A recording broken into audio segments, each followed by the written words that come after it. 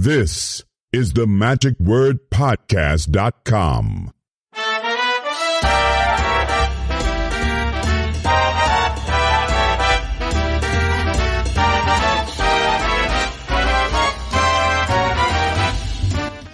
Hello, this is Scott Wells for the magicwordpodcast.com.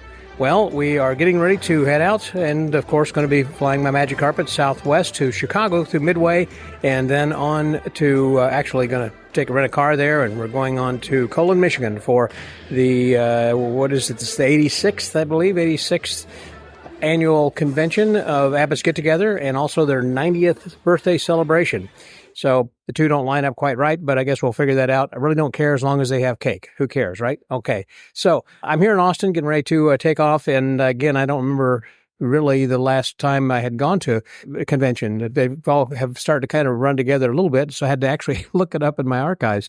And I guess it was the Collectors Expo in Long Beach was the last one, which was in May, just before we went to the Academy of Magical Arts for their banquet. Anyhow, this is going to be some fun. I'm looking forward to it. We're going to have a lot of top talent there. I know Matt King and David Williamson are going to be there. Axel Hecklau.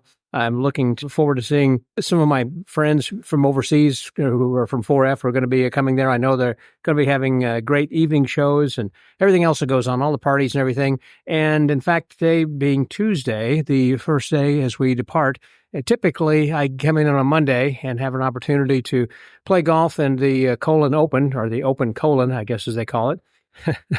Which is the golf tournament that Al Leone runs. And this year I was not able to get away early enough to attend the annual golf tournament. But I am going to join David Seebach's party later this evening. That'll be the first activity, I guess, is just kind of this fun pre-convention party he always puts together.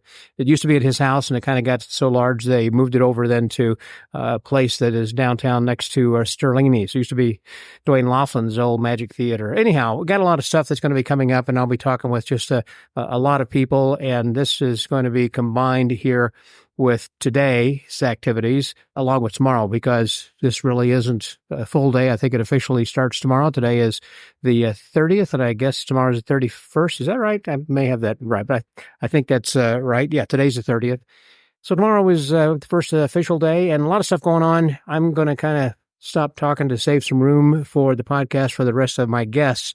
I also wanted to point out, if some of you have not started watching my new YouTube videos that I'm putting out, it's called The Magic Whisper, and it's only about 7 to 10 minutes, 5 to 10 minutes each week, and it is just an update of kind of what's going on, kind of behind the scenes, what's coming up, usually a clip from an upcoming episode of one of my guests talking, and also just kind of news of the week, I guess, more topical, if you will. So anyhow, go and check that out. Oh, so while we were here, I told you before that moving to Austin, one of the downsides for me is the airport, which is over an hour's drive for me each way, just whereas it used to be just 20 minutes away. But anyhow, it is what it is. And second of all, they have no Dunkin' Donuts, so which means, therefore, that go to my next backup.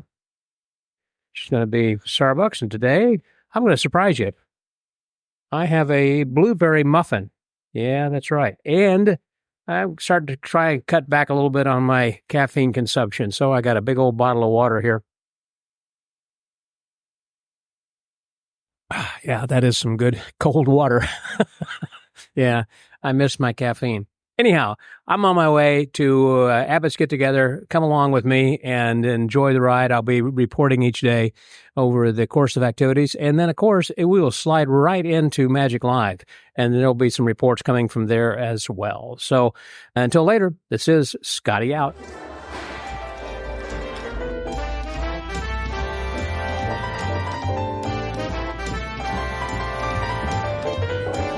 Just arrived in Colon, Michigan, and of course the first stop is here at the at Wayne Laughlin's old theater. What is this called now, actually? It still says Grand Theater out on the Theater, okay. Right. And Some of us say it's still the hardware store, though. I do remember when it was a hardware store. It was a hardware store right. for years. That Got wooden floors. And... Yep, and that hasn't changed either. They just maybe repainted, put another coat of paint or something on top right. of that. That voice you're hearing is David Seebach, the world-renowned illusionist out of Milwaukee, Wisconsin. How are things going, David? Well, fine. I'm upright. I'm happy.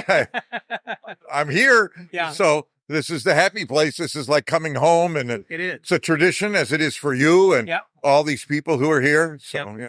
It's exciting. Yeah. And I know you and Julie. Come on. Julie Sobanski's over here then, too. Hey there, Julie. Hey, how Doing are you? okay, too? I'm doing great. I like these pins you make every year then Yeah. also. There's about 20 of them. So there are 20 of them. I Yeah. assume you've collected them all. And so I have. you've got like a She place. created them. I do. So you do. I do. Okay.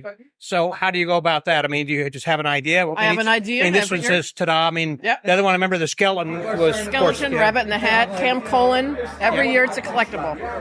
Yeah.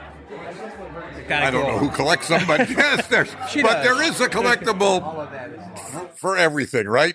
That's pretty darn true. Again, like even people who've been collecting the number of times they've been coming to the Seebach party. This is only the second year you've had it actually in this theater because you used to have it at your place that you would rent over there. That's correct. And we kind of lost count, but Over 20.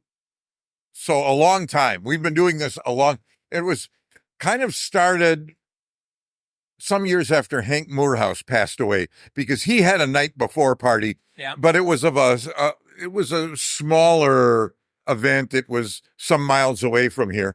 And then I thought, why don't we invite people over to this house? We rented this beautiful house. It was spacious, and it just grew like Topsy. And it had a lot of grew like Topsy. So it had a lot of magic paraphernalia and things. Were those yours that you brought? Yes, Oh. we would decorate the house. I would bring some silk scarves, or I'd bring a prop or an illusion or something, and just kind of give us a little motif. It added a lot to that. And I wondered if Yeah. it was the owner. All my crap, Scott. Well, you were just driving over from Milwaukee, I guess. Which Right. Only what, about 3-hour drive? Oh, no, it's more than that. But it's 250 miles, Oh, okay. but you have to go through Chicago. So Okay. you got to add 2 hours just for aggression. Right. And along the way, have you stopped at the Chicago Magic Lounge? You've been No, Yeah. we stopped at a Hooters restaurant for lunch. Okay. And we stopped at the Reminisces Candy Factory. So did we. Yes. And Julie had been asking me to stop there for a number of years now. And Oh, I my thought, gosh. a candy place. Right. And I was amazed. I looked at all of the license plates in the in the parking country. lot, and I thought, this is really a tourist attraction. And yeah. I don't know why I'm talking to you. I should be talking to Julie. 'cause You should be. She's my soft heart. I mean, you got a sweet tooth like me, it sounds like. I do. So what is your favorite there that you like particularly? The You a gummy gum- bears. The gummy Yeah, the bears. gummies is what they're apparently really well known for. I'm not a gummy guy. But I like the gummy bears that are rejects. I saw like a bag of those You for can like get a big $10. It was like weighed about Yep. 10 pounds or something. Yep. They all look like they come from the Carnival Freak Show, because they've got the twisted limbs. They're, Yeah, this guy like or in the no heat- limbs. in the heat. Yeah, for too it's long a or lobster something. boy, but he's a gummy bear. I like the Grand Marnier dark chocolate pecans. Oh, I saw that. Yeah. And I like anything dark chocolate, and I kind of enjoy Grand Marnier. Yeah. It was very good. Now, this theater that's still used occasionally, then, isn't it? Yes, there's a singing group that does country and gospel or something here. Oh. And like a variety show comes up here once in a while, so it is still in use. But more than that, you'd have to find somebody way smarter than me. Yeah. One thing before we close, I was going to ask you about, we were talking about this, you started after Hank Moorhouse. Is this always, as Colin, I should say, Abbott's always been like you say, Camp Colin? Yeah. It's been a family kind of a thing. Have there been a lot of parties and things? I mean, is that part of Yes. the culture Yes. since day one? Well, I don't know about day one, because Well- this is year 86, and Yeah. I'm old, but I'm not that old. But what I've told other looking good. Yeah, thank you. Well, there's a picture in the attic. It's not looking so good. But what I've always told other magicians who ask me about this, because the big magic conventions, of course, occur in Boston or Chicago or Atlanta or whatever, and then there's this in Colin, Michigan. Yeah. So we'll give your listeners a moment to concentrate on that. And what I With always cornfields and Right. everything, sure. Yeah, an Amish. And a place that has no hotels, no motels, a flashing light. right, and restaurants that close at 2 p.m. Yeah. But I tell them that when you go to the big conventions and the big hotels, the big stars, whoever they might be, that's where they hang out. you are not going to see them necessarily. But in Colon, Michigan, Yeah. whether you're David Seebach or David Copperfield, Yeah. you can't hide. You can't hide. There's no place to go. Right. And it's more of a family.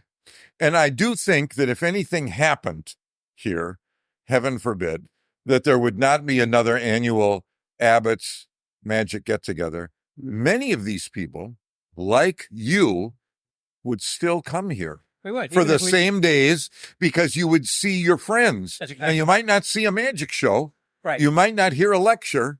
There might not be here to see you and have a there drink, might you know? not be a dealer that is trying to sell you the latest whatever, but you would see your good friends Right. and you would swap stories and you would say, "Oh, you can't believe what happened to me last week. I was at Yeah. this place," and something. Wouldn't that be funny and interesting to have a convention like that in which we actually didn't have scheduled talent and performers or dealers, and we just had a get-together where we're talking?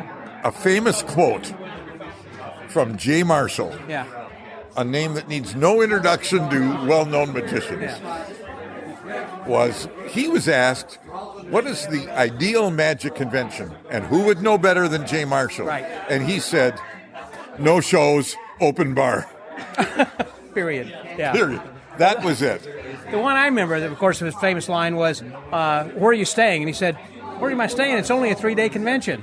You know, he's up all night, you know, as well. That's true. Well, thank you very much, you guys, for hosting Okay. this. Julie, Always this good is chatting with you. Always fun. Funny stories. Yeah, appreciate it. Thanks again. Okay. So for the Magic Word Podcast, that was David Seebach and Julie Sobanski. We're going to visit with a few other people over here because this is a happening party, and you guys should always arrive early in order to play probably, first of all, in the golf tournament with Al the Only, and then take a shower because it's hot and sticky, and then come over here. You know, so, and there, how many people would you say come here? Probably about 60 people or so, it looks like. It was more than that. I mean, It's 100. About 100, yeah, coming and going. So, yeah. coming and going. And it's like about 10 something then right now, but people when you start at It's not 7. quite and- bedtime yet in Colon. No, not- And there's always the Legion. Well, that's true. That's right. How late does the Legion stay open? Till 2? I don't know. They're always open. We never. I've never closed stayed it. there late enough. Right? Yes. Thank you. Thank you very much. But before we talk with Al the Only, we're going to talk with one of the talent, Clemens Ilgner, all the way here from Munich, Germany. No, not Munich. Berlin. You're Berlin. Yeah, that's right. yes, yes. Okay. I get those mixed up. Sorry. I No should know problem. since It's I've so been there. close. Only That's 4 right. hours. Not far at all. Actually, you're closer to Prague, which I love Prague. Yeah. That was a beautiful city.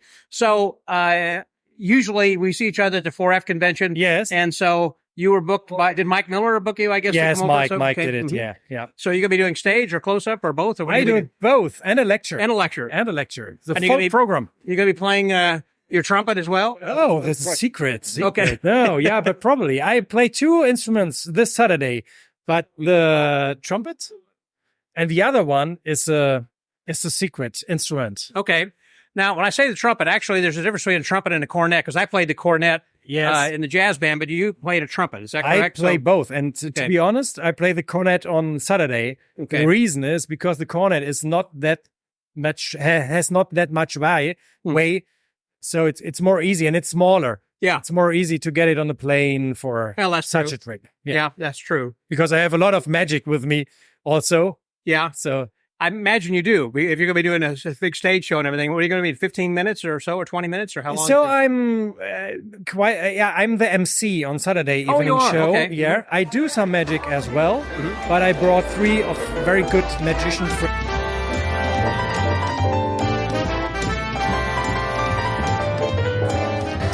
Well, I'm not exactly sure what happened there. Well, actually, I am sure what happened. My battery died. That hasn't happened ever. I always carry batteries with me, but I didn't have them last night. So partway through my conversation over there with Clemens Ilgner, my battery died. So we'll catch up with Clemens for whatever part you didn't hear on that.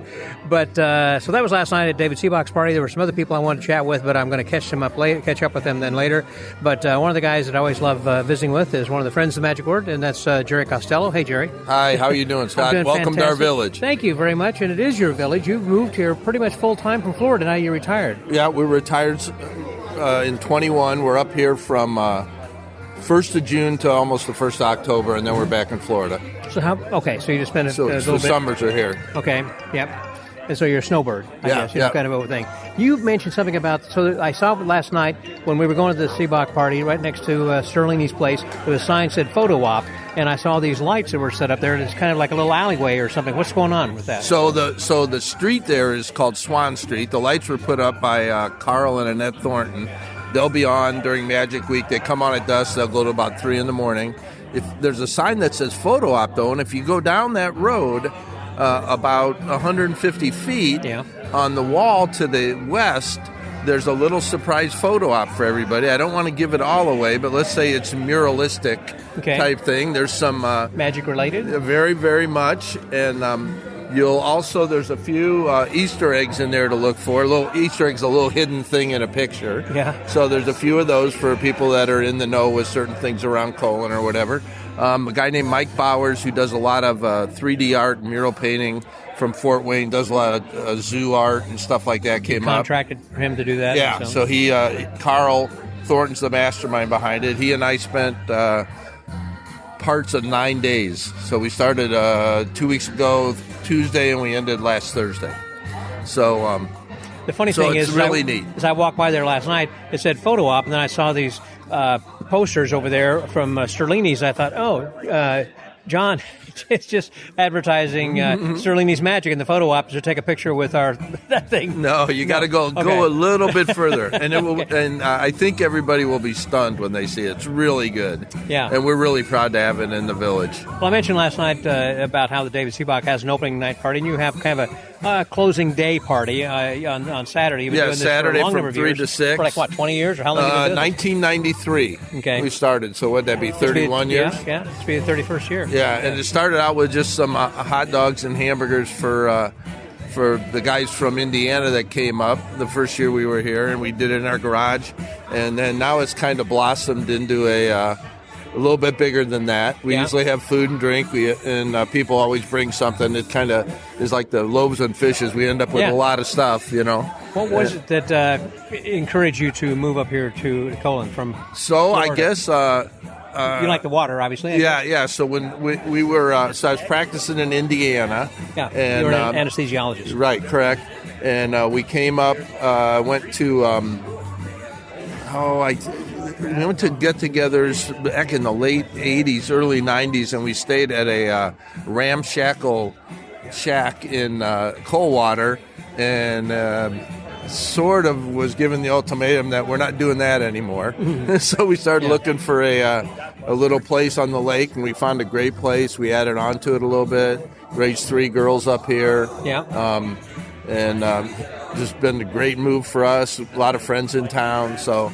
I'm one of the most overserved magicians in the country. So we've got 3 magic shows, or 3 magic shops off and on, and when everybody leaves, I'm about the only guy left. So you're the one that has to patronize it the rest of the year. Yeah. Well, Jerry, always good seeing you, and looking forward to seeing you on Saturday. Then thanks for all you do. Absolutely, and anybody who hasn't been here should be here. They should. Particularly this year is going to be really great. Got a great lineup. We've talked about it already. Mike Miller always does a great job. Yep. I think he's about done doing that, too. He said he's kind of finished. I hope not, but we'll have to ask him. We'll see. That's right. So the Magic Word Podcast. I was Jerry Costello. Scotty out.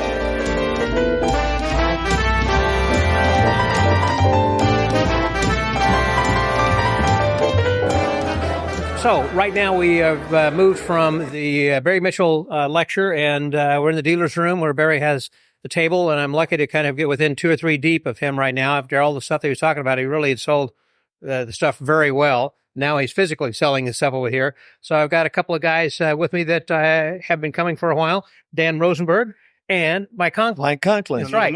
Good to see you guys. And it's always good to get over here to Colon. And always look forward to seeing the Conklin family. Thank you. See you Saturday night then. It's usually always, that's always the wrap-up party, it seems like, over there. And having a good time. So you've been coming since you've been a kid, I guess. Right? 1961. 61. Wow. When you were born, practically. That's right. Yeah. Was Carol Fox performing back then? Oh, yeah. Yeah. Was there a particular memory you have of this convention of somebody, an act or a person that stands out? The one that I remember, 1961, the first year that we were on. We were also on with Harry Blackstone Sr. It was the Amazing Conklin family, Amazing Conklins. And I had the privilege of, I sat on his left knee, and my sister sat on his right knee Yeah. backstage. Huh. So I've always, that always comes back. You got a picture of that? I wish I did. Oh, yeah. But I don't think anybody ever, it was kind of impromptu. We were backstage, the family, and Harry was back there, and I sat on the knees. My mom didn't have a camera. Yeah. So it's just in my memory. Yes. You got that snapshot in your mind forever. Yeah. There are a few things like that I've got like that in my mind too, that I'm glad that I had that. It works better than a real camera, I guess, at the time. How about you? Anything, Dan, that's... So my first Abbott was 76. I think I'm a little younger than you, perhaps. And then I went to the 77 one, and that takeaway was I was actually in the same contest that Jeff, Mac, and Lance were in.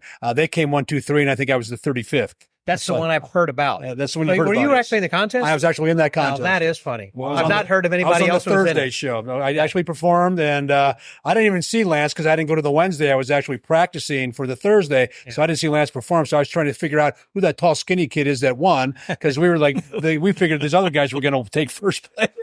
Yeah. So that was kind of my infamous claim to fame. But Well, I think it's very important. it's very important. And I've actually talked to Mac about it 2 years ago when I saw him at Abbott's 2 years ago. I mentioned to him I was on stage with him, and he's like, "What act did you do?" I said I was the one where the dove flew away and went into the ceiling. That actually happened 3 times. So I was one of the 3 guys whose dove actually landed in the ceiling and had to try to vanish a dove that was not visible. Yeah. That because you got music playing, you got like a time, you got Right, go. so it's all time. You got to get it. So you vanished an invisible dove. I vanished an invisible dove. It was a Wow. Not many people do that. It was the precursor to the invisible duck, I think. Yeah. The invisible dove, spelled the same with a D. But the other thing that was stand out to me was watching Neil Foster do the zombie and also his cigarette manipulation act. That was great. And I'll tell you, Blackstone Jr., I think it was in 77 when his wife and his haircut as his wife, I mean, they were just like mini pictures of his wife gay. So you had gay, then you had little gay, little gay, little gay. So I think he had like 4 stair steps of blonde-haired children. So it was pretty funny. It was pretty funny that. And then always just seeing Carol Fox and Tom Mullica were always great to see when they were And Duke Stern. Duke was great. Tim Wright, Tim Wright back in the 70s. So I wasn't here back then. It wasn't until about 84, I think it was my first one. So Gar Copper was amazing manipulative magician, a German guy. He used to vanish this huge coin. He used to top it to do it. And his billiard balls and candles were amazing. So that comes out of the 70s. And then I didn't come back until about 2 years later. So I came back in 2022. They so let you back. You let me back in. Yeah. So. And did you compete? No, I haven't competed again. So I was good. I thought I'd do a funny act where I woid make fun of all the magicians that kicked my ass. Yeah. So it's like, how do you win a magic contest? Emulate your masters. So, Lance does a thing with the geese or the ducks. Yes. Where they follow around on a stage. So I thought I'd take the dove that had vanished and I would shoot the dove and it would land on the stage, and then I'd have a string and I'd have somebody backstage pull all these rubber doves around on the stage and have them follow around and pull off the stage, and that would imitate his goose trick. So I thought that would be one way to... That's one of those inside jokes. Yeah, inside jokes, yeah. For magicians only. Yeah. For magicians only. But if you're doing a magic contest, you can do that kind of Sure. stuff. So Yeah. I thought that would be rather funny to throw that in there. So maybe I'll do this is my magic act from the 1970s where I came in 35th, and this is how I would have done it today, and then kind of run through it that way. I was going to ask about the Amazing Conklings also, because you guys had toured around. How wide of an area did the Amazing Conklings perform? Well, we were in 40 states of the United States. Okay. So I didn't know if it's coast to coast or just in regional areas. No, just anything east of the Rockies. Wow. Okay. We didn't go over the Rockies. So we weren't in Washington or Oregon, California. Yeah. New Mexico, yeah. But anything east of that. Okay. You ever go to Texas? Yep. Oh, many times. Did it's a second generation, right? Weren't there some older? I was going to ask about knowing Harry Willard, because Willard was doing tent shows around also. Did you ever meet or know him? No, or see? no, I did not. Okay. Did your Now, dad? Dad might have. That's what I wondered. If your dad, perhaps, so that he would have been around that age. Yeah, could be. But one of Dad's good friends was down in Texas, Walter Zany Blaney, Of course. which they were very good. 70s at Abbott. Yeah, and we hit toured a lot of towns in Texas, and then of course Yeah. all the others east of that. So Well, that was what I was wondering, because I know that Frances Willard would be just a little bit older than you, but it was her dad. So that's why I was thinking that your dad may have crossed paths working. Did he have a big tent show, or did he work just schools? yeah, he just worked schools. Kind of like JB Bobo, I guess. Yeah. Kind of thing. Yeah, he had 2 tons of equipment and a 2-hour show, and we would come in and turn a gymnasium into a stage Yeah. and perform there, or theaters, whatever was provided by the sponsors. Did you ever do any spook shows, like Bill Neff kind of stuff? Dad used to do spook shows Really? before I came along. Huh. Did you know that? I didn't know of them doing spook shows. No, but I think I've seen some pictures of it somewhere. So there's Because he had posters and everything of, spook shows. Yeah. Okay. But that was before my appearance in I was gonna ask you. before I was 7. Let's Okay. put it that way. So they didn't use you in the show till after 7. Yeah, I started 7 years old. Yeah. When the you were first part of the time I show. was on in 61. So Did they make you appear or stick you in boxes when you were little? no, actually, my sister got all that. Okay. Yeah. Because she was a little girl. Women Yeah. had all the fun. Yeah. Yeah. In fact, that's the first time when they did the Hindu basket. And they did that. And then my mom came out. Yeah. Then the dad put the silk or the cloth back over the basket. And then my little 5-year-old sister popped up. How funny is that? So, That's great. yeah.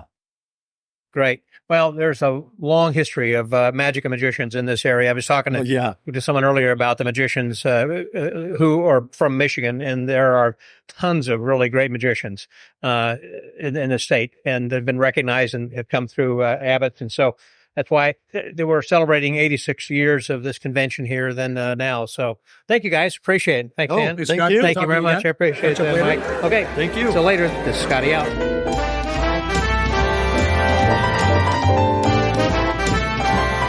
Hi there, Dick. How are you doing? Good.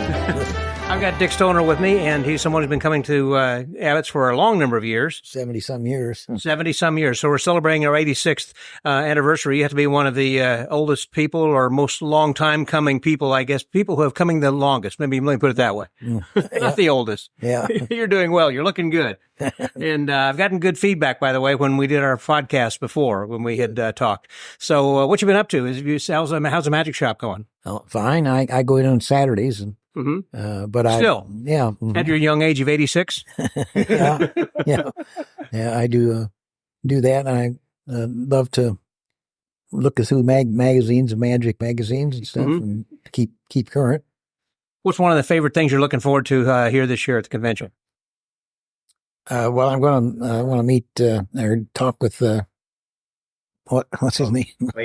Lance Burton. Oh, Lance Burton, sure. Lance Burton, yeah. Lance and Matt King. Matt King, yeah. Friends, they all ask about me, and they're going to try to meet me. Mm-hmm. So, Now, I know usually that you only are here for like a day or two. Are you just come here tonight and leaving then tonight, or? I'll be here today and tomorrow. Okay. But I used to come to the whole thing, but Yeah, I remember. Well, it's kind of hard to say. Yeah. Mm-hmm. yeah.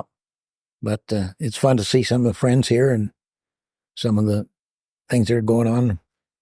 Seeing his stuff on display here.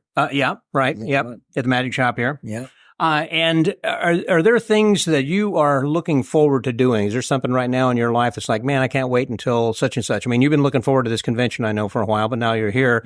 What's the next thing that you're going to be doing? I just want to see some of my friends, my old friends that are here. Lance and Mac now? Matt King, and they're really good friends. As always, you got some great. That's on your accordion. So when you get back, home, and where's your? I forgot. Where's home? Fort Wayne, Indiana. Fort Wayne, Indiana. That's right. So, when you get back to Fort Wayne, what are you looking forward to getting done? What are you going to do? Well, we're going to. We've got another thing coming up, celebrating the fitness. Let's see, our store had 50 years? 75. 75 years. You're going to be celebrating 75 years over there. Mm-hmm. Holy cow. Wow, is that a cool poster? I got to take a picture of that. About 3 weeks ago. That is awesome. Celebrated it.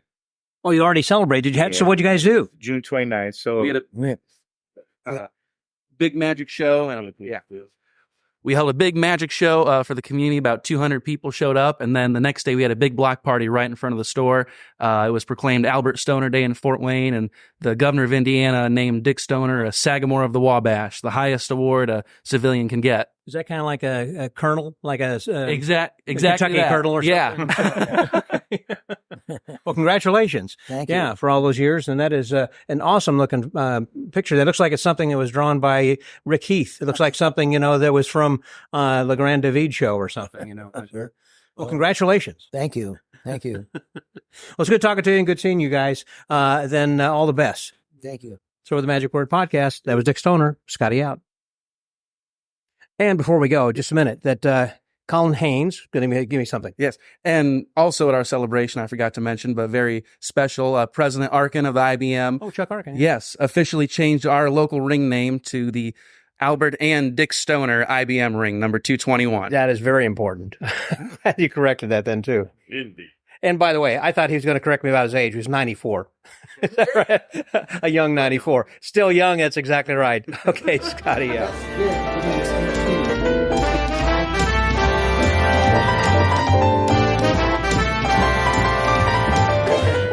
The evening show is finally over, and it was a great one. We'll talk about that a little bit later. Cheers. But Cheers, Scott. this morning, and to you, then Jason Byrne, and also, hey, Michael Mode, we were talking a bit earlier. And so, yeah, when I was talking with you, Michael, you were talking about Jason Byrne, then having kind of grown up together, and you guys saw Brett Daniels. So they will hear this on our podcast, but you want to recount the story? I want to hear from your side of the point, your side, because it's different from what Michael had said, probably. So he was going to go have pizza, and you guys said, hey, you want to come with us? So we're go ahead. Like a Tell testimony here. Go ahead. Tell the story. You guys were in Detroit together, and you started doing doves. Well, yeah, we used to hang out when we were teenagers, and it was us and John Poem and Scott Rowling. Romig's Magic. That's where we met, right? Yeah, sure. That was the club where you work. I mean, the club. The shop that I worked at. Yeah. And Jason was in Windsor, and Jerry Denowith. And I'd come over across the border, attend some of those Detroit meetings, and I think you came to some Windsor meetings, didn't you? Yeah. Yeah, and then Warren Stevens, we were good friends with Warren as well. We would meet up Warren's. Yeah, that was good. And so tell me about the Brett Daniels story. And about coming down here. That was It your was first. in Abbott. It was a Wednesday night. I remember that. Is that one of your first I don't Abbott? remember the night, so it was Wednesday night. He did his dove act on a Wednesday night. Yeah. Then he did an illusion act on Saturday night.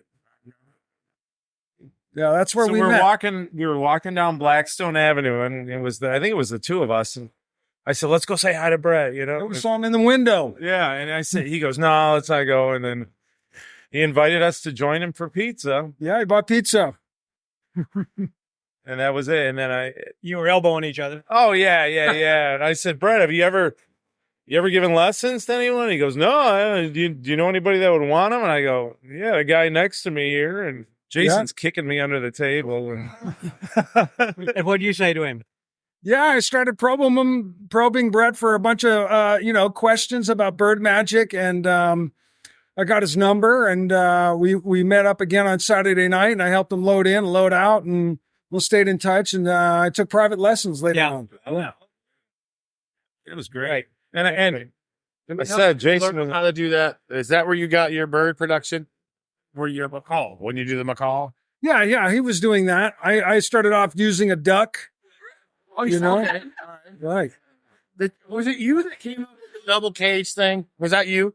A number of guys had done that, Or seen that? I was like, man, that is so awesome. And this was Sean Begonia. Did you I was waiting for a chance to get in here, of course. So Sean Begonia, brilliant mind and magic. I remember when you debuted the Hank in the jug right out in front of the American Legion here. Yes. What year was that? No, it's 2014.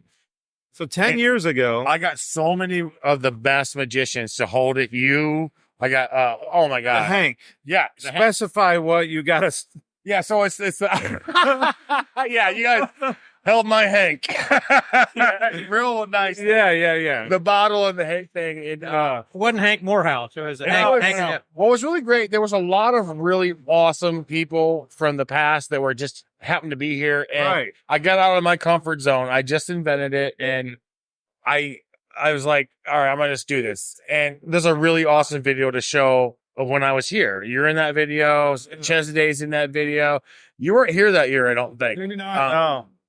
But I'm really glad that Jason's here. I just want to say this really quick because when I was a kid, younger, when I seen him on World's Greatest Magic, he did a trick with a yo-yo, and I was a yo-yo guy. I was like, oh, crap. And I wanted to be a dove guy, too. And so him and Lance were the guys that I would watch to try to learn how to practice. You know, like, instead of learning tricks, like, where, and we just talked about this today about where to look, you know, and that kind of stuff. And it's really, really awesome. But then once I seen those guys, like, I'm not doing doves anymore, so I'm not going to do it that good. And so you turned away from doves? I turned away from doves. I did. I did. Wow. Smart guy. Yeah. One less competitor. But I remember when I met him for the first time in 1997 in Vegas. I learned a lot, but I did drive him nuts because he doesn't remember it. But I was like, oh my God, Jason Bird. Oh my God. He was working in Splash. Yeah. And he did take me to Cheetahs. What kind of magic did you do there? Big lions and tigers? A lot of lion productions and stuff like that. A lot of pussy cats. I remember I see that he had his doves in like a dog carrier. It had a little setup right there. And I remember when I see, the dog carrier with the, like, in your car where your doves were in the thing. I remember that was the greatest idea ever because I would individually do stuff. And yeah, it was just neat to see that kind of stuff. He was very gracious. I think it was kind of interesting among the three of you guys sitting over here that I have spent the night over here with Sean one time and did a great conversation with him. Oh, we did one with Jason. Then on Zoom, you're the only one now that I'm kind of rounding out, having finished that this morning, that we'll be posting later. And on the interview this morning, I talked about debuting the napkin rose at the get-together here. And a book you were going to give me too, by the way, which you didn't give me. I've got it in the car for you. I grabbed a copy. But it was at that table right over there, and I will get you the picture. That was 20 years ago. 20 years ago this week at right there, the napkin rose. And then you were heavily influenced by Harry Blackstone, Dancing Hank. So you chose to debut that here. I mean, it's like a special place, right? It's coming back. Jason's my brother from another mother here. To be here, and here's Lance Burton. Lance Burton is here, man. And he's been here like 4 years in a row. And so, God. Gabe, always good to see you. Tim, Gabe and I also met at Romic Magic. And you're working on a book then with Gabe then too now, is that right? For the last 20 years. A lot of people are doing that book. Yeah, we're going to be doing a book on magic shops that we talked about. But Gabe, Michael was a demonstrator at the magic shop when I was, you're how much older than I am? Wiser or older? Well, I'm 50, so he's 6 years older than I am. So when I'm 9 and he's 15, pretty big age difference. So you came in the shop with your dad, right?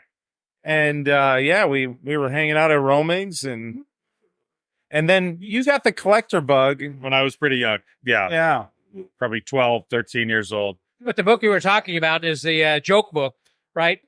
Was that the one? So the joke book was with Hobson. Right. That was with Jeff Hobson. And then Gabe and I started talking about magic shops and the history of magic shops and the photos of magic shops. And I found an amazing photograph of Nate Leipzig walking out of Clyde Power's magic shop on Broadway in New York in 1909.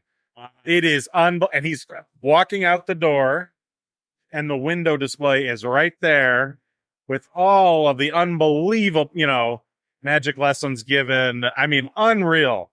It's amazing. And there aren't many pictures of magic shops. So that's why we want to preserve them in this book, because back then you didn't have an iPhone that you walked into a magic shop with. People didn't really carry cameras into magic shops because this was a place of secrets, right? So you didn't come in with a camera and just start photographing things. Yeah, and if you want, they never would display the thumb tips in the counter or anything. You had to go back or whatever. Exactly. Get the real secrets. Well, we've got some incredible Have any of the shops actually closed since you started investigating this? Oh, sure. Yeah, some have burned down, some have closed. But it's something that we haven't really gotten into full speed because Gabe's been busy with his auctions. Michael's busy with his life, and there's an outline and there's a giant stack of photos and a dream, Scott. And good intent. And a dream. Good intent. What auction are you working on now? Because you've got in 2 weeks we have an auction of Ricky J's material from his collection. Yeah, it's number 3. Number 3, the third one we've done. Yeah. coming up. People can buy the book, I guess, now. Yeah, there's a catalog available. We're close to actually sold out of them. If somebody wants to order one, I would suggest doing that soon. Yeah. Okay. And of course, you don't have to be there personally, but you can bid online. Just like Scott Wells. Yeah. Right.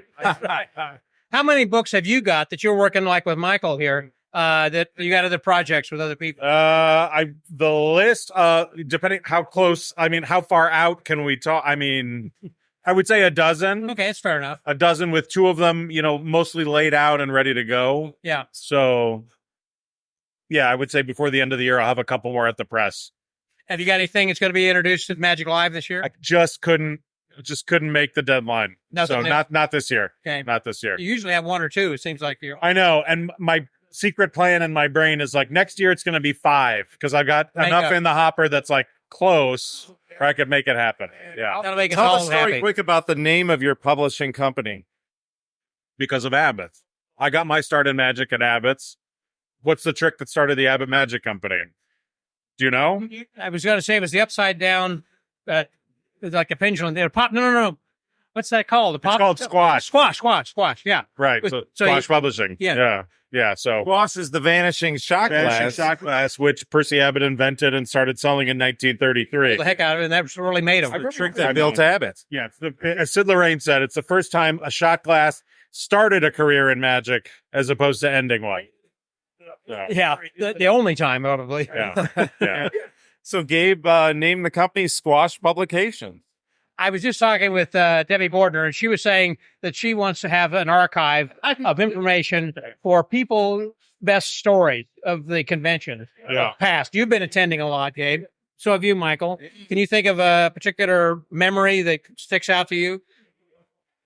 Whoa. I mean, that's the whole reason we come back every year. To create new memories. Right. So, I have memories from, what was it, 4 years ago when we all kind of felt like we shouldn't be here, and it turned out to be the best magic convention that ever happened. Oh, yeah, right. Right? Yeah. Undoubtedly there'll be something from this week. There already have been amazing things that happened today. This morning we had breakfast with Mike Camey and Matt King and Mac's daughter, and Gabe and I were there. So I started asking Mike about Harry Anderson. Mm-hmm. They were good friends, and he started telling stories about Harry Anderson. So here we are at breakfast. I'm eating biscuits and gravy, hearing these firsthand accounts of Harry Anderson. And that's just one of the many things that doesn't happen anyplace else. To me, the thing that's, I think about being in this building at the American Legion 15 years ago. Yeah.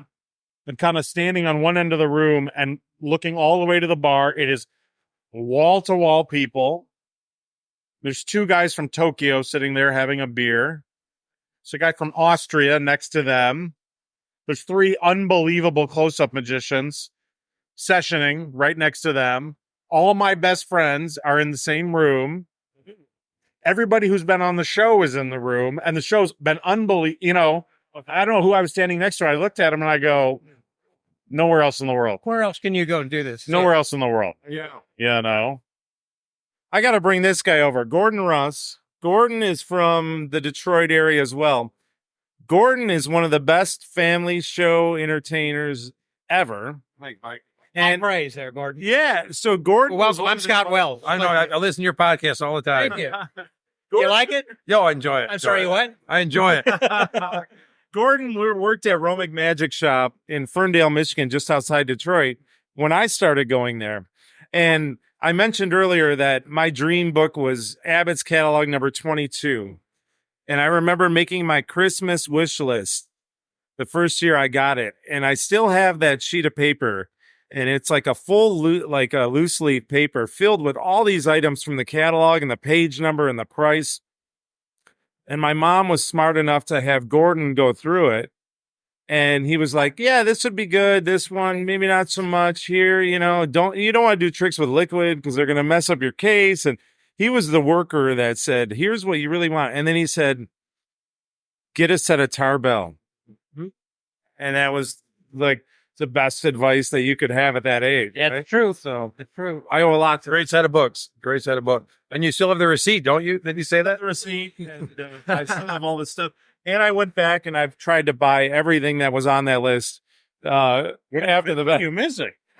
there's a couple things here and there. Let me know. Yeah. This conversation at all. How do you all feel about the book that I consider the Bible of magic, which is Henry Hayes' Amateur Magician's Handbook? Dr. Dave Williamson, he thinks it's the greatest book ever written on magic. Yeah. If you just got that book, you don't need. And when I was a kid, it was $3.45 in a paperback, and everything you need to know about magic and perform. But maybe not all about performance. That's the one thing books don't teach. Because one of the things that I learned, like I would practice, it practice in front of a mirror, but they never said don't forget to not practice in front of a mirror. Because the first time you're doing a show, it's like the first time you're not in front of a mirror. Like my dyslexic mind did that several times. So many great things in that book. And you know what I love about that book that's missing now is it was in a paperback form. Yes. So you didn't mind throwing it in your pocket, Yep. throwing it in a bag. Nowadays, I get Stuff the these amazing books, and I'm going on vacation with my wife, and I go, I don't want to take that book because it's going to get beat up. Yep.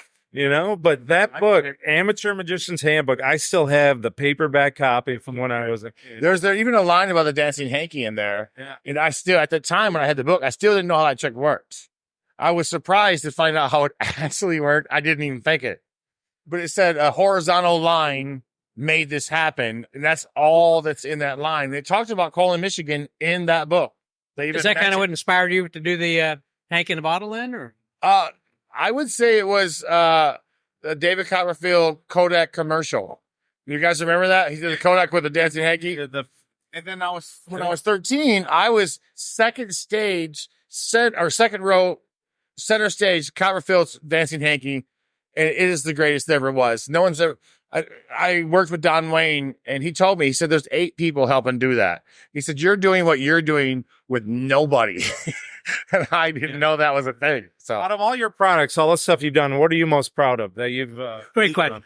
the ultimate dancing hanky with me and Don Wayne, because when I bought that trick when I was 15 years old, it was the first time you could do a dancing hanky without any assistance and almost any lighting.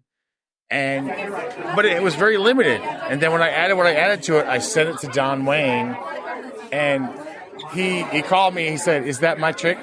And I said, "Yeah, it is." And he was just being nice or whatever. He said, "I can't believe I didn't think of that." So that's the one. I don't care. Yes, Extreme Hanky is really awesome, but the Ultimate Dancing Hanky is the one. It's the one that's like, it came to me. I didn't pick it. It picked me. I was like, oh my God, that's so freaking awesome. And worked out great. You learned to do the technology behind it. Rip it apart.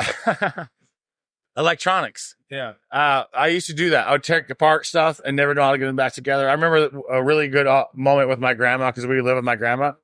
And I'm in the kitchen, and I wanted to know, why does the toaster, if I turn this little knob, how does it know how toasty I want something? How does it know that? Is it thinking? What's going on? So I would take it apart, and I had it all taken apart.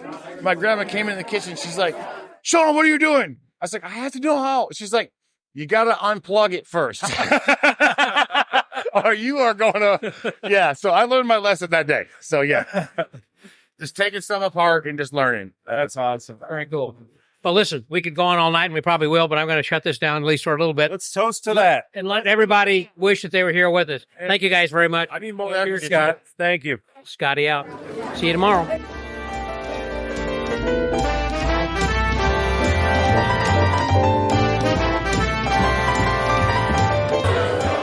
Well, as we walk around the American Legion Hall over here, and we've just had a great conversation with some guys, one of the people who has finally taken just a little bit of a break, and that's one of the fellows that you don't see, who is up on the stage every night working his tail off with all the rest of the guys. And here he is, Steve Chesley. Hey there, Steve. Hey, guys. What's up? So glad that you are joining us over here. So you're kind of unwinding a little bit. So. Oh, yes. No, I need some time off. A couple of days out in the country. World of difference. Yeah. I know that whenever that you're working backstage and putting these things together, some have to be more challenging than others. Is this kind of an average year, worse, less, more? Well, it's usually the acts with the bigger props that are a lot more work, just because of the physical nature. Yes, getting the big props in. My buddy John Meisner was on the show tonight. and he had some big toys, and so that takes some time to set up, and just figure out how that's going to work on stage, and then clear the props, and then pack the props. So it's very physical, but every act is different, and we just make the most of it, and some of it's very simple. Today we were done with rehearsal essentially at 5:30. Wow. But a true professional, they come in, they know what they need. We hook them up with the sound, the lighting, and we figure out, of course, where the props go, that type of thing. So, but I've been doing this forever, 30 years here. Right. So, I was going to say, now Mark's got to be stage manager for almost 40 now, right? I think so. Yeah. And he calls the shots. I'm doing the physical work. I'm there to catch you if you fall. I mean, like today, I don't know if you saw me sneak out, but every once in a while, there's... You did. So you come down, you were helping people down the steps. Yeah, there was an older lady that went up to help on stage, and we don't have rails there. So I was there to help her down because she slipped going up, if you didn't catch that. I did notice because she was wearing flip-flops. Okay, then and that was why. It was. That's why. So, but and then when the kids, the last act invited children up on stage, so I was there to help the kids down too. I don't want to see anybody get hurt. So, yeah, all part of the game. So you really don't know necessarily from day to day how much work you're going to be having to do. However, I would think that everybody is probably already loaded in, although some people, like Piff, for an example, is not coming till tomorrow. And so there are some people that may tell you in advance we're going to be having X kinds of illusions or not. Well, I mean, basically you'll know if there's an illusion act coming in, that type of thing. And again, these acts that come in, that are flying in, are going to be in a suitcase. So that's pretty simple. Well, yeah, we have to make the most of what we can. But yeah, we have a number of acts from Vegas. Piff the Magic Dragon will be coming in. Oh, no, we're good. Unless you got food ordered. There you go.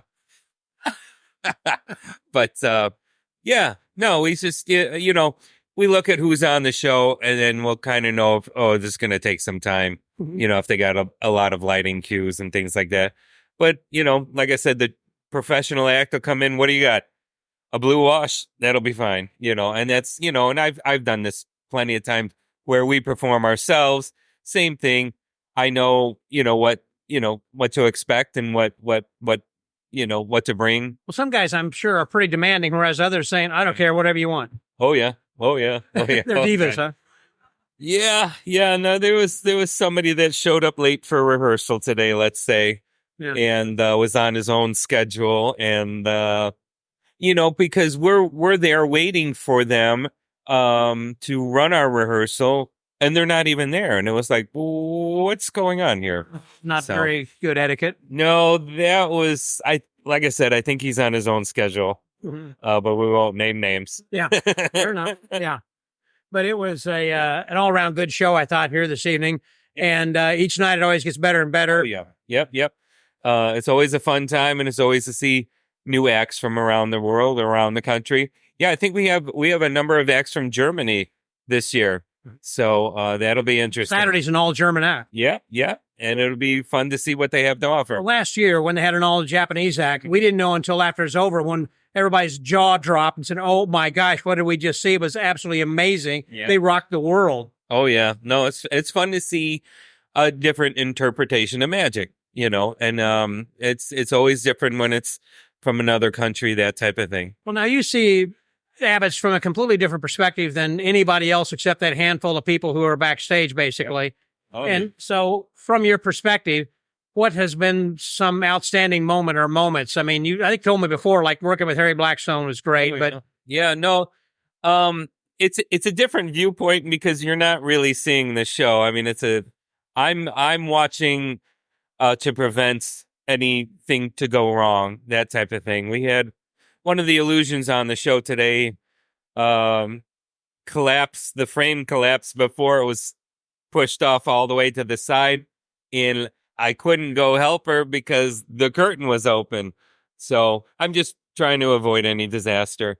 But I think what's most memorable is just working with the different celebrity magicians over time, like Lance Burton, Harry Blackstone Jr. I mean, it's all a blur because I've worked with everybody, and I'm very privileged and thankful. And like I said, you know, most of them are very down to earth backstage and just good people. Some prima donnas here and there, you know, but it is what it is.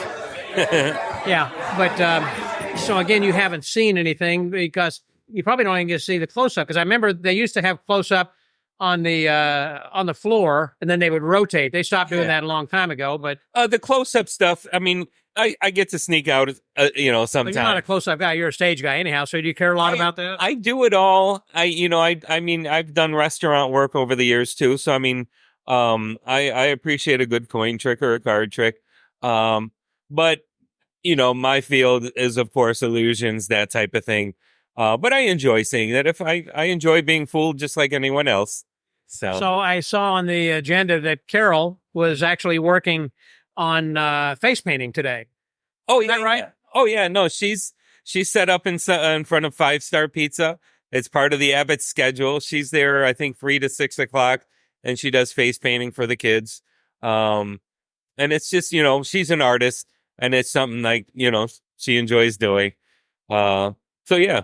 Well, most of the kids that are I guess adults that she's paints, are they tourists or are they other magicians? I'm assuming that during this time, there are a lot of tourists that come in knowing that this is Magic Week. Yeah, yeah. And so we have tourists who come in, or non-magicians, I should say, the who come to the evening show. Yeah, the laymen that come to town.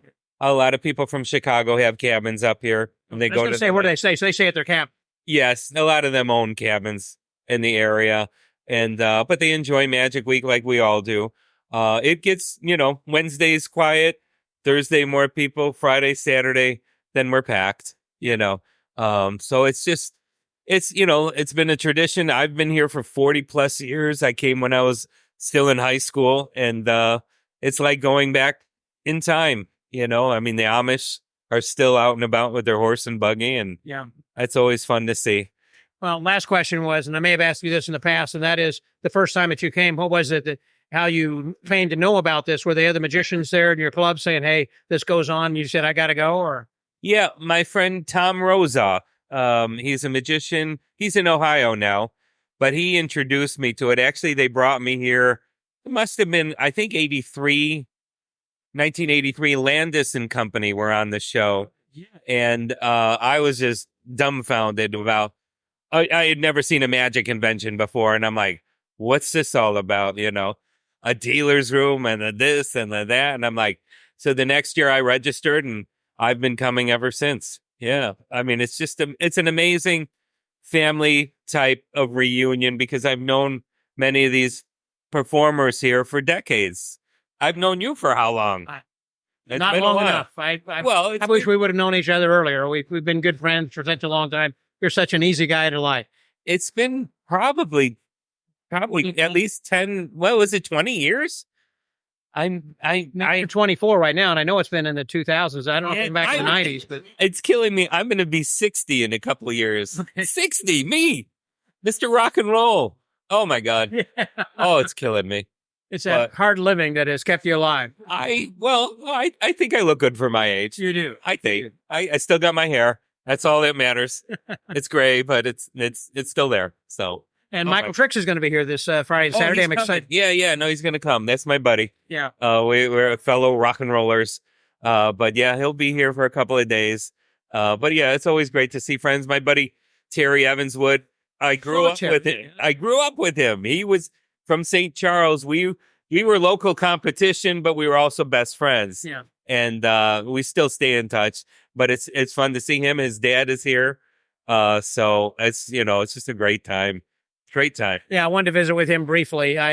Because I had a long episode with him. I was just talking with Lori Ulrich recently, and she was talking about Al the Only's wife, who was saying that she listens to the podcast, and when she's walking, one that the podcast that she recommends is the best one was when I was talking to Terry Evanswood, because we were at the house at his museum, and he was just kind of doing a walking tour of the thing.